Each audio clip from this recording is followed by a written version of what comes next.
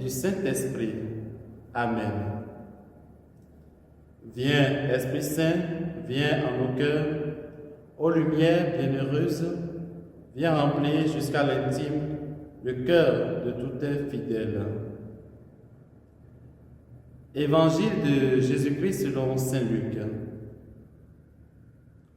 En ce temps-là, les disciples qui rentraient d'Emmaüs racontaient aux 11 apôtres et à leurs compagnons ce qui s'était passé sur la route et comment le Seigneur s'était fait reconnaître par eux à la fraction du pain. Comme ils en parlaient encore, lui-même fut présent au milieu d'eux et leur dit : « La paix soit avec vous. » Saisis de frayeur et de crainte, ils croyaient voir un esprit. Jésus leur dit : « Pourquoi êtes-vous bouleversés et pourquoi ces pensées qui surgissent dans vos cœurs? Voyez mes mains et mes pieds, c'est bien moi. Touchez-moi, regardez. Un esprit n'a pas de chair ni d'os, comme vous constatez que j'en ai. » Après cette parole, il leur montra ses pieds et ses mains. Dans leur joie, ils n'osaient pas encore y croire. Ils restaient saisis d'étonnement. Jésus leur dit : « Avez-vous ici quelque chose à manger ? » Ils lui présentèrent une part de poisson grillé, qu'il prit et mangea devant eux. Puis il leur déclara : « Voici les paroles que je vous ai dites quand j'étais encore avec vous.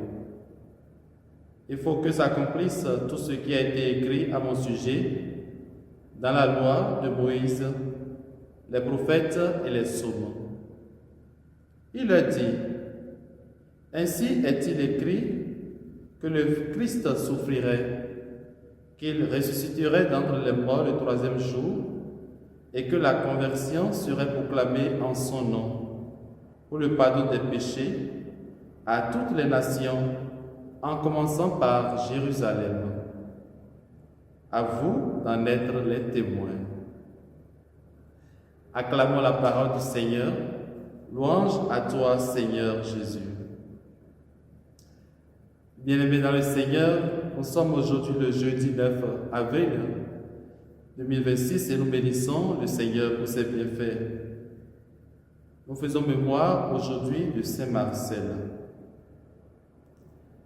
Dans l'évangile de ce jour, Jésus se montre vivant devant ses disciples.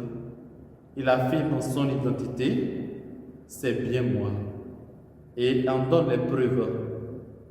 Il s'offre à leur toucher, il leur montre les cicatrices de ses mains et de ses pieds. Il mange devant eux et avec eux. Mais malgré tout ceci, le texte nous dit que dans leur joie, les disciples n'osaient pas y croire et restaient saisis d'étonnement. Comme nous pouvons le constater, frères et sœurs, la foi en la résurrection, même chez les disciples, ne fut pas facile.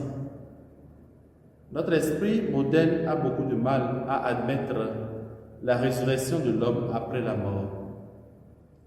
En réconfortant et en ouvrant l'intelligence de ses disciples, l'homme ressuscité nous invite à être les témoins de sa résurrection. Alors, frères et sœurs, proclamons à temps et à contre-temps cette bonne nouvelle du salut.